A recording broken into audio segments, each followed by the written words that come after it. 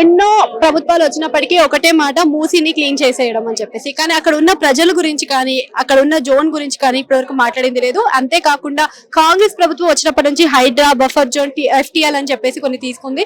And వాళ్ళకి అక్కడ ఉన్న వారందరికీ కూడా వసతులు కల్పిస్తామని చెప్తుంది. మరి దానిపైన మీ అభిప్రాయం? సో బేసికలీ మాది క్లియర్ పాయింట్స్ ఇందాక ప్రెస్ మీట్ లో పెట్టినాం కదా.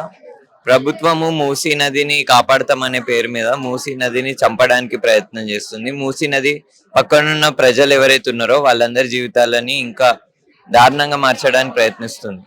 మూసీ నదిని క్లీన్ చేస్తామని అంటున్నారు కదా. మూసీ నది క్లీన్ చేస్తే హైదరాబాద్ మొత్తం ఎన్వైరన్మెంట్ క్లీన్ అవుతుంది అని అంటున్నారు కదా. అసలు హైదరాబాద్ నగరాన్ని క్లీన్ చేస్తున్న వాళ్ళు ఎవరు? హైదరాబాద్ మొత్తం సిటీలో ఏదైతే వేస్టేజ్ జనరేట్ అవుతుందో ఆ మొత్తం వేస్టేజ్ ని మేనేజ్ చేసే వాళ్ళు శివాజీ నగర్ బ్రిడ్జ్ కింద ఉంటారు, చాదర్ఘడ్ దగ్గర. సో ఎవరైతే హైదరాబాద్ మొత్తం నగరాన్ని క్లీన్ ఉంచుతున్నారో వాళ్ళ ఇల్లులను కూల్చేసి మేము మొత్తం మూసీ నదిని కాపాడుతాం, హైదరాబాద్ ఏంటి చరిత్ర మార్చేస్తామంటే ఎట్లా? సో ఇది మేము అంటున్నాం ఒక విషయం. అంటే ఇప్పుడు మూసీ అనేది డెవలప్మెంట్ చేస్తే ఏ విధంగా ఉంటుంది? ఇంకొక అంశం కింద తీసుకుంటే కూడా మూసీ డెవలప్మెంట్ అనేది అందరికి ఉపయోగకరమైనది, అంటే ప్రజలకు ఉపయోగకరంగా మారేది కాబట్టి మేము ఈ ప్రాజెక్ట్ ని చేపడుతున్నాం అని కూడా చెప్తుంది కదా ప్రభుత్వాలు. లేదు, దీనివల్ల ఒక్క రూపాయి కూడా లాభం లేదు ప్రజలకి. ఈ మాట ఎందుకు అంటున్నాం అంటే ఫ్యాక్ట్స్ మా ముందు ఉన్నాయి కదా. ఫ్యాక్ట్స్ మేము ప్రభుత్వం ముందు పెడుతున్నాం కదా, ప్రజల ముందు పెడుతున్నాం కదా.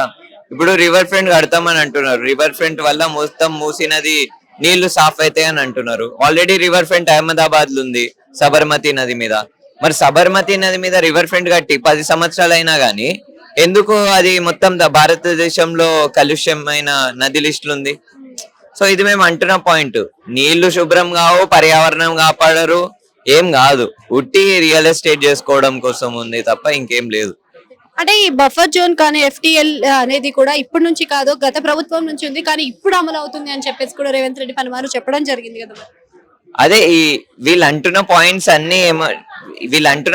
అన్నిటి మీద వాళ్ళే విత్ స్టాండ్ గారు. ఎందుకంటే వీళ్ళు ఇప్పుడు అంటున్నారు కదా బఫర్ జోన్, ఎఫ్టీఎల్ ఇవన్నీ పాయింట్స్ మాట్లాడుతున్నారు కదా. సరే, ఎఫ్టీఎల్ బఫర్ జోన్ డిస్కషన్ కి వస్తే మీరు ఆ ఎఫ్టీఎల్ లిమిట్స్ లో ఉన్న ఇల్లులను కూల్చేసి ఆడేం చేస్తారు? ఆడ ఇంకో పెద్ద ఎంక్రోచ్మెంట్ కడతారు, ఇంకా పర్మనెంట్ ఎంక్రోచ్మెంట్ చేస్తారు. ఇప్పుడు రీసెంట్ గానే ఒక ఈకలాజికల్ ఎక్స్పర్ట్స్ ఇంకా జియాలజిస్ట్ ఒక స్టేట్మెంట్ ఇష్యూ చేసారు. ఒక ఆర్టికల్ కూడా ఉంది SNDRP లో. వాళ్ళు ఏమంటున్నారంటే ఎప్పుడైతే రివర్ ఫ్రంట్ కడతామో, రివర్ ఫ్రంట్ కట్టినప్పుడు అది డిజాస్టర్ కి లీడ్ చేస్తుంది.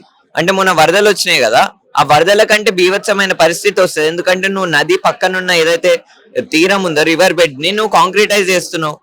సో ఈ ఎఫ్టీఎల్ బఫర్ జోన్ డిస్కషన్ లోకి ఒకవేళ వెళ్తే వాళ్ళు what they are trying to construct after destroying the homes అనేది ఇంపార్టెంట్ కదా. They will construct complexes. ఇప్పుడు వాళ్ళు ఈ పేదల ఇల్లులను కూల్చేసి ఎఫ్టీఎల్ బఫర్ జోన్ పేరు మీద అలా కాంప్లెక్స్ లో కడతామని అంటున్నారు. అది ఎట్లా మరి? అది ఎంక్రోచ్మెంట్ కాదా? అది బ్యూటిఫికేషన్. సో ఇది మేము అంటున్న పాయింట్.